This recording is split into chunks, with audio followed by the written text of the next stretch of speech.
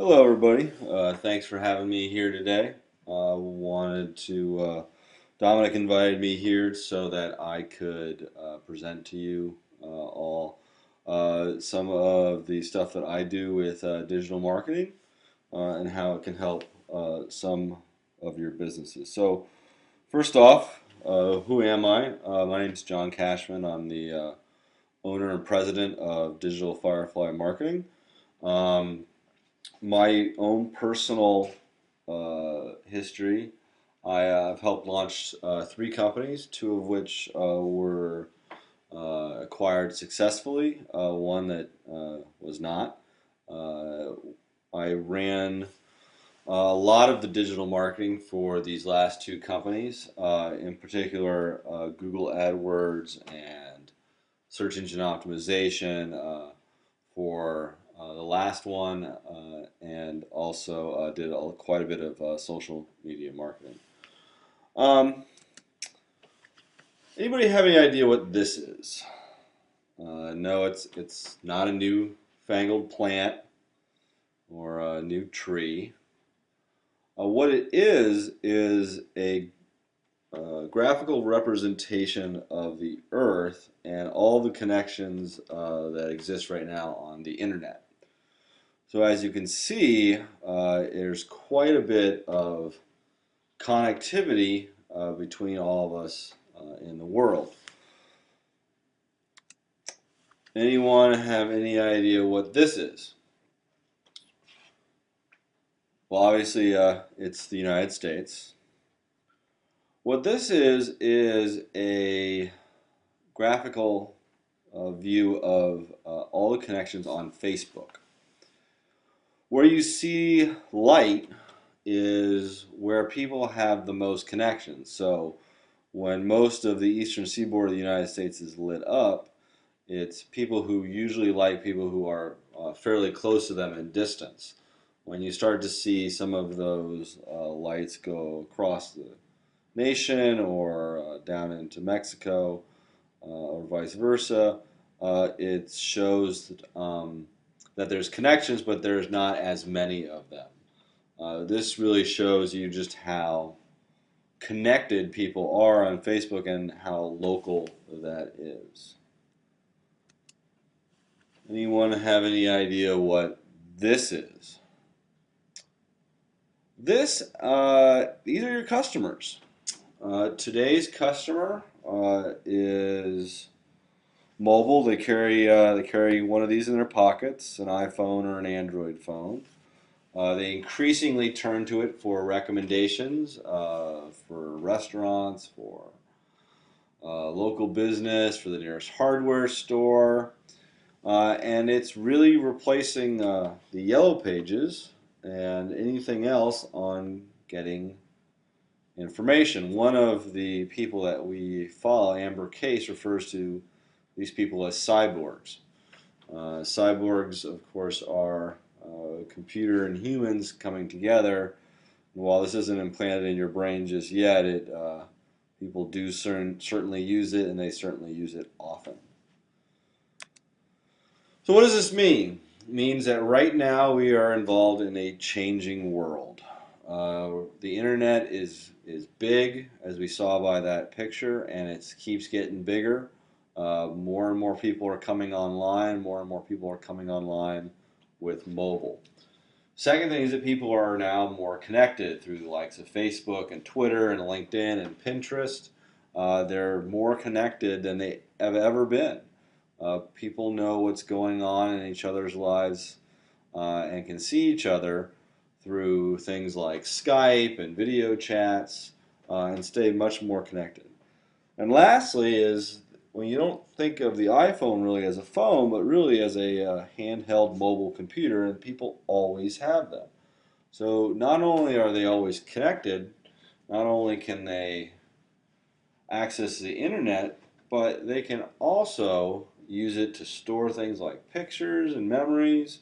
But most importantly for what you guys do, they can look for recommendations, and they can communicate those recommendations out.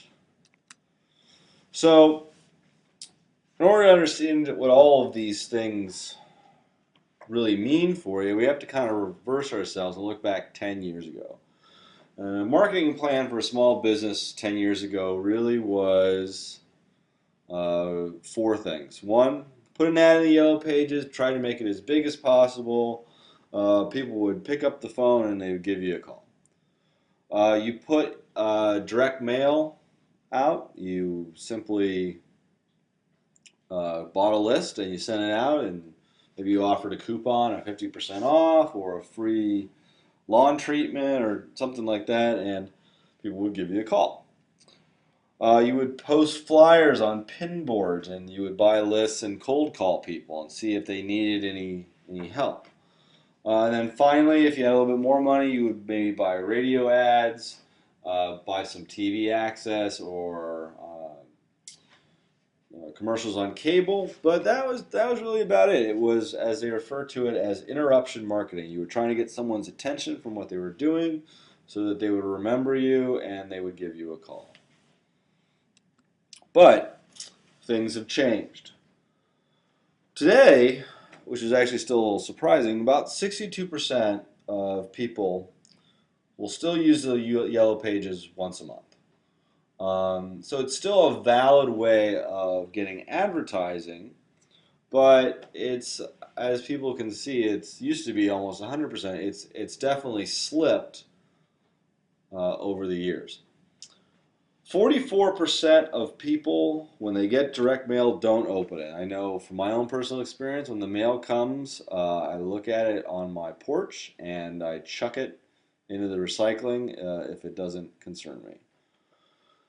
200 million people are now on what is called the do not call list, and more people are actually giving up their landlines and using their cell phones exclusively. So, you don't really have the option anymore to cold call people, and if you do, they're either not going to pick up the phone because they don't recognize you, or you can't reach them because they're on the do not call list.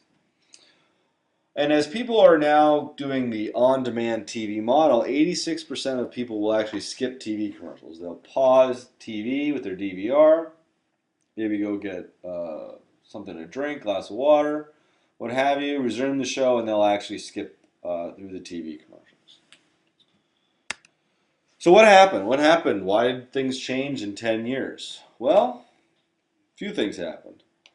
Google makes it much easier now to search for just about anything. Apple came out with the iPhone, which only happened 4 or 5 years ago, and they are able to connect people when they're on the go.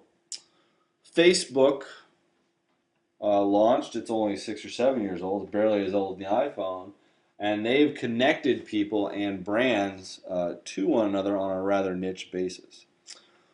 Secondly, you actually now have some fairly good tools to easily build a website. And what this means is that back in the day, it was still much cheaper to run a Yellow Pages ad or do direct mail than to build a website. But today, you can build a fairly good website for free for very little money and by the sweat of your own brow. And lastly, email marketing tools have become quite good, and they allow for people to opt into lists that they want to receive marketing on that refer to their inbox. Now, this is a little different than direct mail, which people didn't opt into the list, people just got their addresses.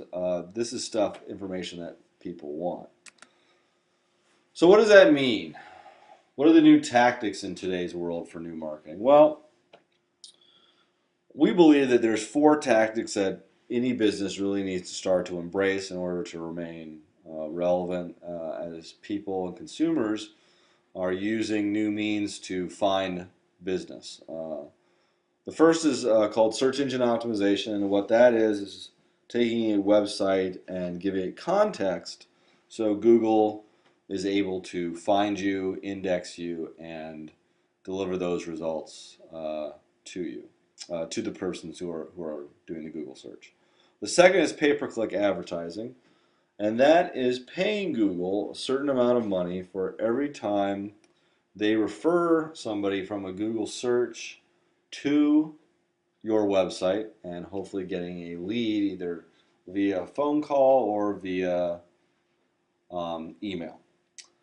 The third is social media marketing, and this is using tools like Facebook and Twitter and Pinterest to drive people to your website and having an audience outside your website that would be interested in what you have to say. And then finally, email marketing, which is gradually replacing direct mail. This is using forms on your website so that people can opt in so that they give you permission to market back to them. So why is this important? I'm up here telling you all these things. Well, like I showed you with some stats of the old marketing, the new marketing has some stats around it that are pretty compelling. 3 billion searches are made on Google every single day. 46% of those are for products and services, and 20% of those are local. So what that means is when someone is on Google and they look for landscaping services, they'll Google landscaping services and they might add a hometown like Princeton, New Jersey. But those results will come back first with some Google searches that aren't local, but a lot with something they call Google Places that will show the different local businesses that actually offer those services. Now, 93% of the US population is on Facebook. It's a lot of people. And they're all connected. The average Facebook person has, I think, almost over 200 fans.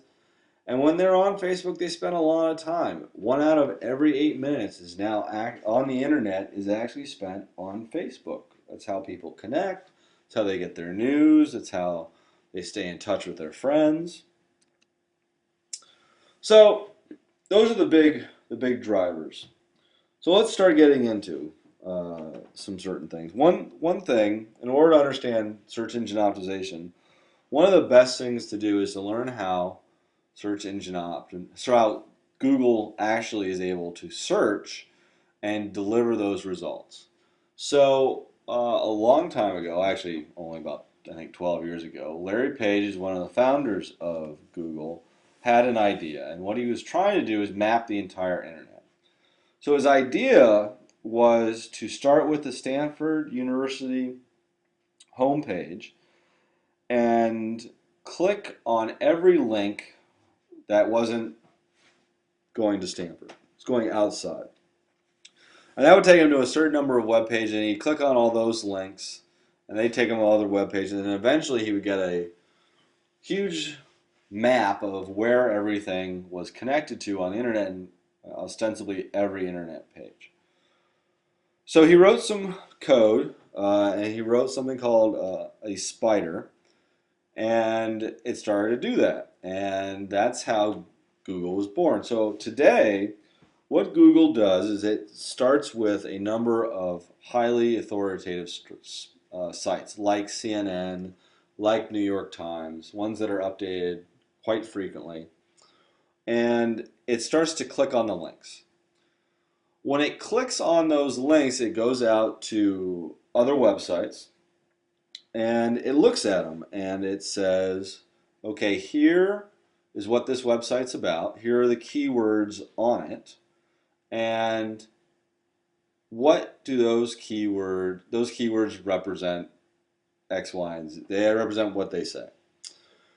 So, for instance, if you get taken from CNN off a link that says landscaping tips and you land on maybe Whole Earth's website, they're going to have certain information on that web page that Google can read so that it knows what the Whole Earth web page is about. So every time it does that, and it does it over and over again, so it'll click on Whole Earth's website, click on all those links, and go off to other websites, and so on and so forth, day in and day out. Every time it goes to a website, it does something called indexing. So it takes all the information that was on that website and puts it into the Google index. and there it stays. So when someone comes on Google and they actually search for organic landscaping tips, all of that information that was stored in the index is pulled out and displayed on the page. So another one might be landscaping services in New Jersey.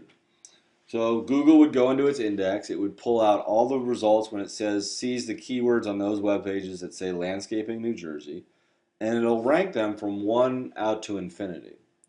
How it ranks them is based on a lot of factors, but one of the key factors is the amount of links going to that web page, especially around that topic, because Google considers those links to be actual references to that web page. So the first 10 results on Google are fairly important because only about 25% of people will actually go on to the next page. So as you go higher up in the rankings, the more likelihood that they'll click on the link increases. So what is SEO? So how many people have a website here? So basically, almost all of you. So SEO stands for Search Engine Optimization. And one of the things that we like to tell people is Google is very smart, but it's not that smart. It doesn't really quite understand context. You need to tell Google what your web page is about. But you also have to think about how someone actually searches. And you think about yourself, well, how do I use Google? How do I search for things uh, on Google? And we've found that a lot of people will search for things like top 10 lists or how-tos. So for instance, you might have a search where somebody does how to mow a lawn or how to apply fertilizer in the spring or how to plant tulip bulbs or even when to plant tulip bulbs. So all of those kind of ways of how people would actually search would be what you would want to label your pages on the internet. So you want to think about how people will actually search and then find your information. So this goes into what we refer to as website anatomy. It's Google will actually look in certain places on your website for these keywords. And the very first place that usually looks is the actual title of the page. So now, let's say for instance that you got your website up and your page title is landscaping. Well, unfortunately what that's going to mean is that you're going to be ranked up against everybody else who's got that page title landscaping. So someone Googles landscaping, the likelihood is that your site's going to be fairly far back in the Google searches because you're going up against the likes of like Home Depot or big landscaping companies. So you want to actually choose something like landscaping in Mercer County, New Jersey. So you want to make sure that that keyword phrase is in the title, but you might also have an image of you landscaping. So what I would say is there's something called an alt tag that goes with an image. And alt tags were developed for people who were blind and still wanted to obviously surf the internet. Well, they obviously can't see the picture, so what coders developed was a HTML tag called an alt tag that would tell them what the image was. So Google started using that in order to understand what images were because Google can't see, so it uses those in the Google search results. So that's another way to get that keyword within the images. Another is by looking at the URL structure. So if you look at the URL structure of any page, you're going to see your business name, yourdomain.com, or let's say landscapingservices.com, slash the title of the page. A lot of times you'll see with antiquated sites, they don't necessarily have that cleanness or the clean URLs we call it, but they have a lot of numbers and percentages. And Google can't make any heads or tails out of this, so unfortunately it's just a lost opportunity of the keywords.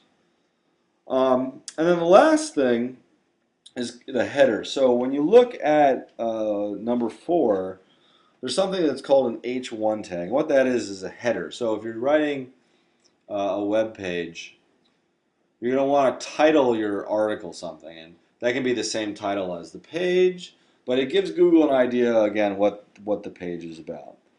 Lastly, as you get into all the content, you can actually put more and more of the same words within that article, but really the big 4 are the URL, the page title, an alt tag within the image, and the header. So, kind of a lot of information, but how do I go about looking at my own site? Well, best thing to do is look at it with fresh eyes. Look at it in terms of the website anatomy, or as we refer to it as conduct an SEO audit. What keywords are you using? Are you using ones that are very broad, like landscaping? Or are you using ones that are fairly narrow, like the name of a plant? Another thing that we found a lot of success for in terms of SEO is to blog. And the reason we want people to blog, and we always get like, ugh, I don't have enough time. Really, the reason to blog is to, one, it keeps your website fresh, so Google keeps coming back looking for changes so it can add it to its index. The second is that you keep adding more and more content. So if you do a blog once a week, by the end of the year, you're actually going to have 52 more pages. Well, if you only have a 7-page site and you've added all those pages, you actually almost quintupled the number of pages on your site.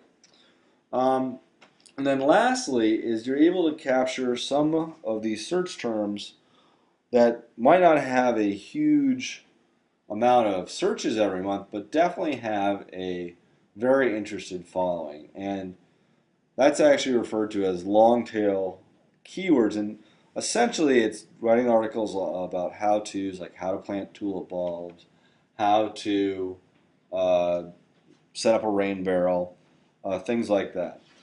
So the other thing is once you have these blogs, you don't want to let them just sit there and not do anything, essentially be orphaned.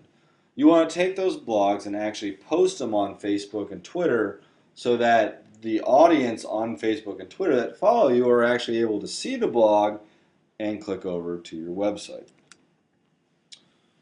So that's a really pretty general term about search engine optimization. So the second tactic that we use is pay-per-click.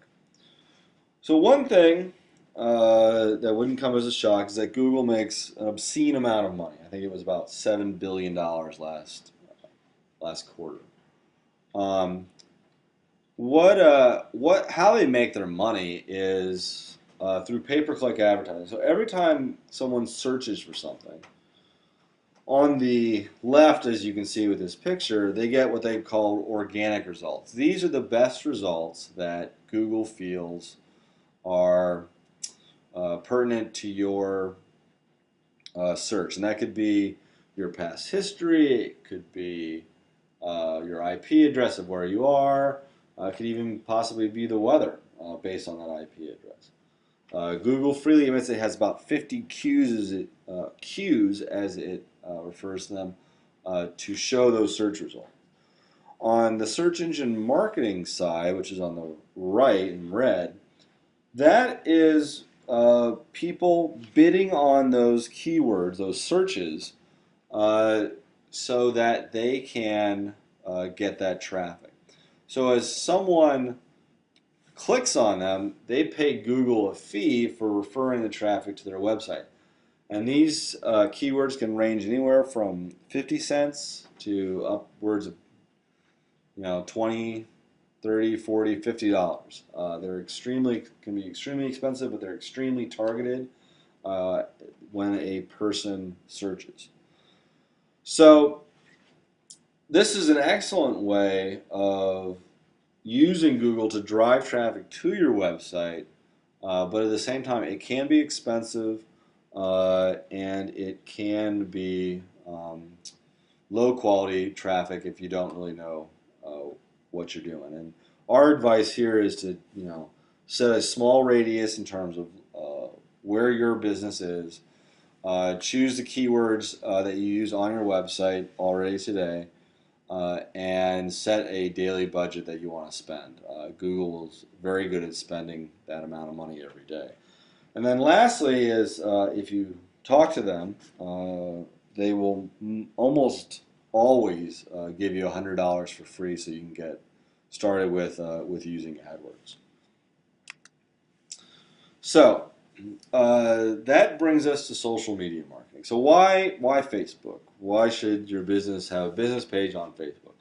And the simple reason is that Facebook is the #1 website for referring traffic over. And what we mean by website referrals is there's 3 ways to get traffic to your website. The first is via search, so either Google or Bing. Someone searches, they see the result, they click on it, they land on your website.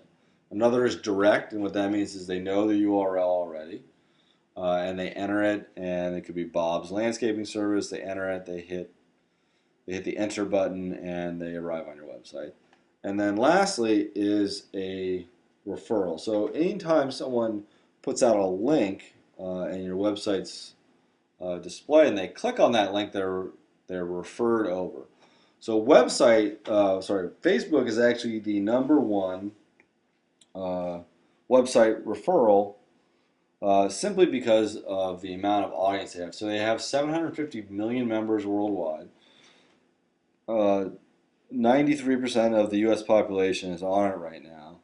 And so what you do on Facebook is you start to build an audience so that every time you blog or every time you have a status update, people are able to see it, and they're able to click on the links that you put up, which are almost usually your own, and they go down to your website, and hopefully you can have them pick up the phone and call you. So that leads us into the #2, which is actually a newcomer to the field, and it's called Pinterest. And what Pinterest is an online pin board. So people go on and they place pins on Pinterest, and they people actually get referred from those pins. And the way it works is put up a picture and it's got a URL behind it, and people click on it and they get referred over to your website as they click on it. So people follow those items, they follow those pins of people that they find interesting, and then they get referred to that website. So I do a lot of pins on website design, on good social media practices. For my own site, for myself, I do pins on stuff that I think is funny, good video, recipes that I want to try, pictures I find interesting. My wife does a lot of pinning on recipes, pictures that she finds, cute. Outfits are always very big on Pinterest. Yeah. Clothing. Clothing's huge on Pinterest, but actually gardening's actually getting a lot bigger, and I would expect in the spring it's going to get even crazier because most of the traffic with Pinterest is still U.S. based. So they're actually the #2 refer. They actually drive more traffic than YouTube, LinkedIn, and Twitter combined. So they've actually, and they're fairly new. So if you haven't heard of them, don't worry about it, because they only really started to grow back in December. A couple of my friends on Facebook that are doing Pinterest, Mm-hmm. and they're like on it constantly. Yep. It's like a magazine. It's like reading a magazine. Yeah. Yeah, I kind of looked at it as window shopping the internet. So everybody, and it's great. It's awesome for people who are doing boutique stuff. So again, it's like, what I would do is if I were in your guys' shoes, is look at your website. Everybody's got pictures, designs that they've done, plants that are in stock, and create a Pinterest board. You can do it from your Twitter login or from an email, and start to pin different things on there that you think are kind of unique. Because once you start to get followers, they start to repin it to their boards, and their followers see it, and they start to repin it, and that's how stuff gets real viral real quick. My wife actually pinned something on a board, and within I think 20 minutes it had been repinned 24 times. So it gets real viral real quick if somebody finds something that's interesting. My stuff's usually pretty kind of boring because it talks about social media and things like that. But when people are looking for gardening ideas and spring designs, they're going to start going to Pinterest a lot more because, again, it's a window shop on the internet. It's looking at a catalog of some pretty cool designs of how I want to do something maybe in my garden. How do I want to do a window box? You know, what plants would I use? How do I want to do a bed of vegetables this year? Where would I put the tomatoes? Would you do a before and after shot of a house? Oh, absolutely. Those are great. You can do split screens. Yeah, I would definitely do a before and after. It would be like, here's this house, you know, do it, you know, one here, one over on the right, split down the middle, and, you know, here's what we've done. So, yeah, the more pins, kind of the better. That's a good question. Here's, I guess, my question about Facebook and something like this. Mm-hmm. Our company is strictly a wholesale company, so Mm-hmm. we don't deal with retail customers, homeowners, etc. How do we effectively use something like Facebook or Pinterest to promote us? Because we kind of have to shelter from the masses. I mean, Right. we already get a lot of calls in from people when they go to a plant sale. They'll see our Mm-hmm. tag name, they'll call, and we can't deal with them. Right. So I think the best way is still following these kind of strategies because for wholesale, you want to get to the people who are landscapers, right? So for most people who do B2B, we always recommend use LinkedIn. There's probably a group on LinkedIn that's Landscapers Association of America. But look at still those same things, but trying to figure out that audience. So what how-tos would someone like this guy over here, what would he be interested in reading about? How does he source plants? So I would look at what search terms your audience is going to go and do and put those on your website. Where Facebook and Pinterest help is getting more links onto your webpage so that you appear higher in the search rankings than some other wholesaler. So that's why you kind of do these kind of Facebook and Pinterest. It's really for the links. So I'm in the same boat. I only sell to other companies. I don't sell to Joe Consumer. A lot of people who follow me on Facebook are, people, but the more traffic I get, the more links that people get to my website, the more likely it is that someone who's at another business, when they Google social media marketing, will land on my page. So you can't really stop consumers from still contacting you, but you can make it more probable that the right audience will find you. But couldn't you have it too where the nurseries that you sell to, you can find this plant at? That's something we're looking to do. And you can also put up, you can have it installed by, Yep. Because the nurseries that you sell to, it would also help them sell more stuff. Because people will be going there. That's definitely something we're talking about, but it's funny because I go to some of these sessions with the social media, and we are having a difficult time understanding, like everyone keeps saying, you got to go on Facebook, you got to do this, and I don't see how that's going to benefit us. We already get... Well, it'll benefit too because if they see the plants that you have, they'll ask the garden centers that they... Well, right now we have been getting a lot more... So- we've been coming up high on the search results on many things because we have some unique plants. Right. So people will come to us and then we send them off in the right direction. But I don't know as a whole, like as a social media plan, how to make something like this or Facebook. Well, as I do this with a lot of companies, the whole idea of Facebook and Pinterest is to drive traffic to your website. Everybody's like, they use terms like brand awareness and, brand remembrance and all engagement, all that stuff. But really, at the end of the day, it's driving traffic to your website. So for any company, either B2B or B2C, the more traffic you get to the website, kind of the better. And it's really converting those people into quality leads. So if, do you have an e-commerce store?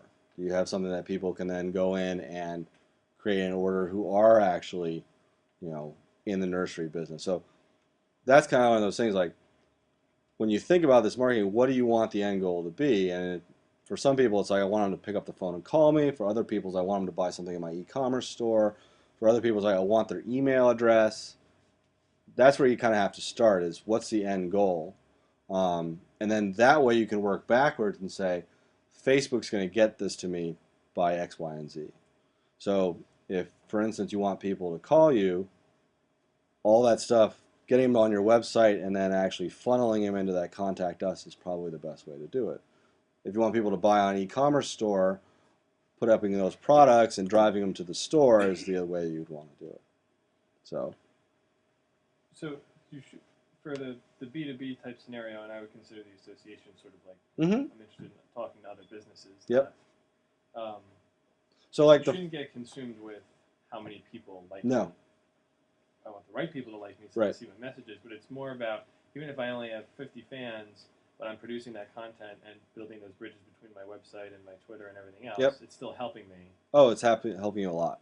Like, for instance, the fertilizer thing that you guys were just talking about, that would be a perfect blog article.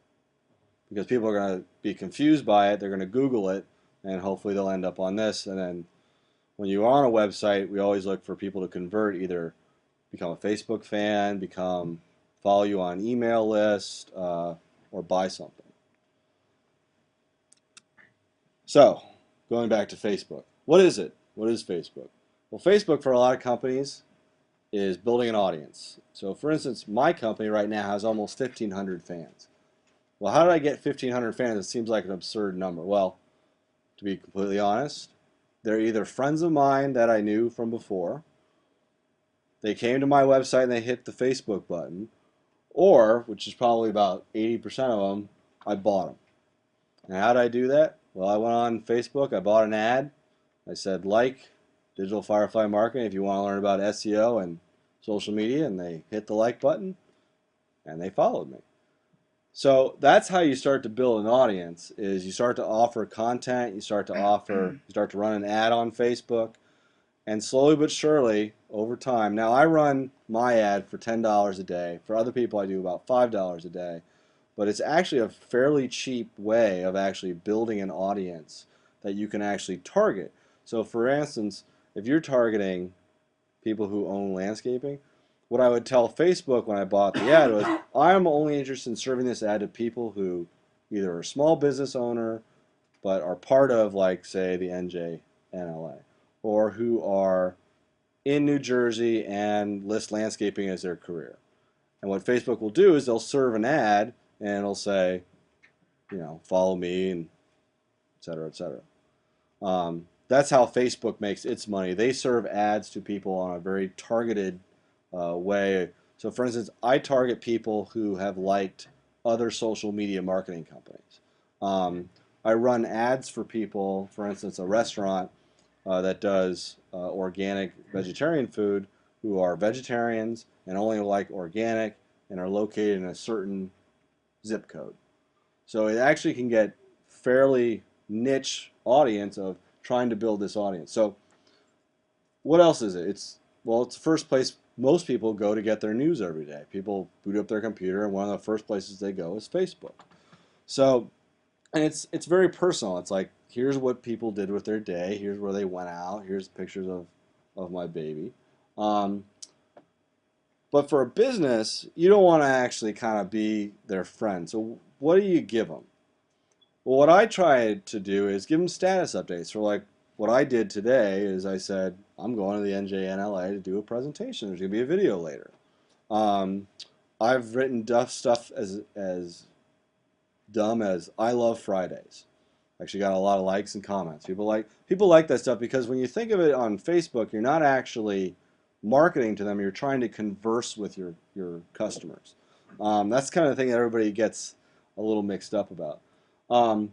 About every 3 or 4 posts on Facebook, I'll throw up my blog and stuff like, if they're following I'll use the New Jersey Landscape Association, they're going to be interested in stuff like how-tos. They're not going to be interested in join this and give me your money. The best metaphor that I've heard recently on social media is a big cocktail party.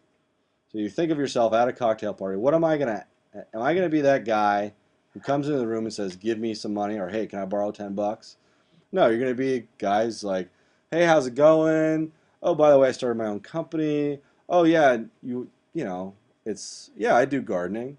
Oh, you want to know how to plant a rose bush? Oh, well, here's a nifty how-to. So it's really kind of building that rapport with people so that they actually think of you as a trusted way. And then as they get more comfortable, you can start to do, oh, by the way, we sell rose bushes. So they get that level of comfort with you that they might not get from some other companies. And then the general rule of thumb is post once a day. And like I said, it can be pretty innocuous. It can be, hey, we're doing this job, or hey, I just finished a design, or all the cool rose bushes just came in today, stuff like that. Because people, again, it's information that people are getting that they find useful, and they want to actually either spread or share, or it's news to them. I mean, I think it would be kind of cool if, like, I got a thing from Timothy saying, hey, all the sod came in today. Oh, like Tuesdays are sod day. I can go and get the fresh sod before it actually, wilts in the sunshine. Um, so that's kind of Facebook. Websites. So when I look at a website, one of the ways that I look at it is it needs to be sticky. A lot of people will put up websites and they're referred to as brochure websites. It's just a big brochure. One of the things that we try to strive for when we do a website for people is we want that people to come to the website and do what we refer to as a conversion event. That's either they become a fan on Facebook, they follow you on Twitter, they give you an email, or they buy something. And you can convert them into leads in a number of ways. One would be the usual contact us. Well, typically we see only about between 1% or 3% of people who go on the website will actually go to contact us. A lot of them will go, look at the form, then go away. So one of those strategies that we've come up with is we'll actually tell people, like, look, come up with 5 how-tos guides or 5 PDFs that people would want to download. Put an email form in front of it and a little checkbox saying, yeah, I'd like to have more information, and get their email in exchange for that PDF. That email then goes into a server so that then you can go and market back to them because you have their permission. That usually has a much higher conversion rate for people than just a big contact us form. Again, it's trying to get that brand awareness going so that people think of you as a trusted partner rather than I'm trying to sell them something all the time. And that kind of gets into the email marketing. One thing that we do is we set up automated emails for people. So you've converted them on your website. You've got them to do this. So you've come up with these 5 how-to guides: how to plant a bed, how to use a rototiller, how to mow grass effectively, etc., etc. So MailChimp is the service that we use. MailChimp, there's 2 big email platforms that people use today. Constant Contact's one, and MailChimp is another one. We use MailChimp just because we consider it a superior service. They use something called autoresponders. What you can tell MailChimp to do is, this person came onto the website, they downloaded this form. In 2 days, I want you to send them an email that says, hey, you downloaded the How to Mow Your Grass Effectively PDF. Might be interested in how to plant a rose bush.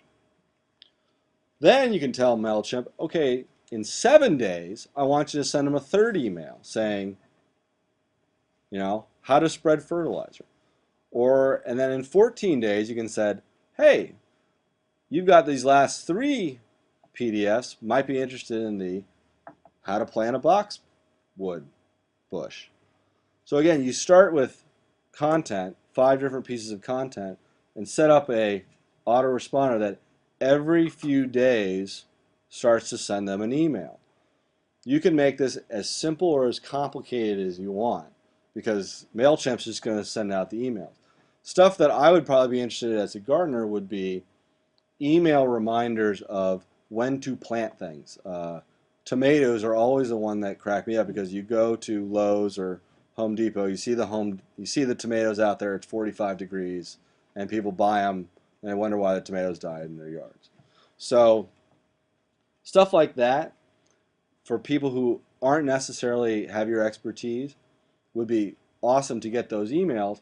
And then, of course, all those emails have links that either take you to their website so they can buy the tomatoes, or take it to the website so they can get more information.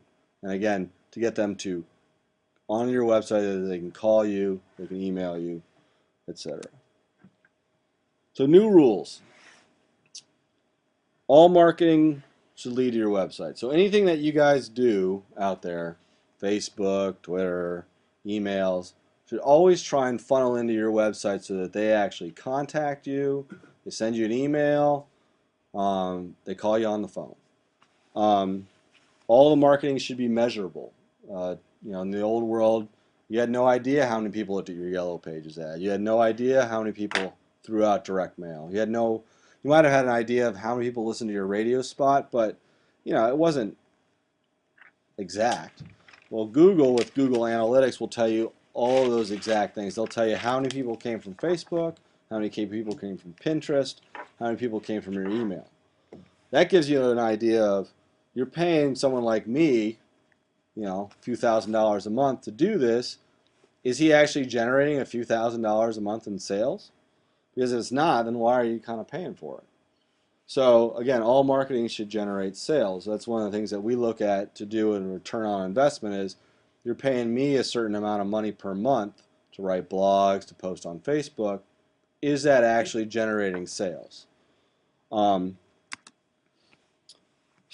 a lot of information. How do you start? One of the best places to start is with Google Places and Yelp. Google Places, you can register your website, you can register your name. It'll appear in the Google local results. Probably take you 10 or 15 minutes to do, but it's really good because when someone Googles something locally, you'll see that first result, and then you'll see all of the local results, and then you'll see more. That's the Google Places. That's really kind of the Yellow Pages or White Pages that Google uses when they do Google results. Yelp is the same way. Register your business. People search Yelp for local businesses. There's a host of other ones out there, but those are the two big ones that people will use to find local stuff. Look at your website. Does it need an overhaul? I mean, look at the keywords. Do you have a blog? When you look at the URL, is it a gamish of numbers and letters, or does it actually have the keywords in place? It's one of those things that you can do it. You can do it yourself over an afternoon. You can pay someone. You can certainly pay me. I'm happy to do it. I am a little on the more expensive side, but in the big wide world that is now flat, you can use services like Elance and Freelancer that people in India and Bangladesh will look at your website, SEO it, a couple $100 to do it, but they almost always do a pretty good job. Once you're done with your website, because all the traffic is going on there, so if you don't have that foundation built, there's really no point to start doing Facebook and blogging and all that kind of stuff until your website's solid. You can start to do the advanced stuff. Start to do blogging, doing Facebook, doing Pinterest. Because if you start with Pinterest and people start landing on your website and there's no contact form, then why are you doing Pinterest?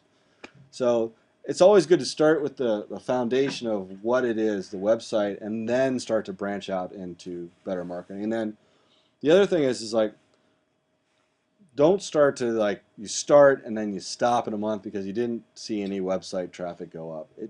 This strategy takes 3 to 6 months. So we tell all of our clients, you shouldn't expect massive amounts of Google traffic on day 3. It's going to take 90 to 120 days. So my company is 6 months old. We launched our website. The first day I think we got 3 visits.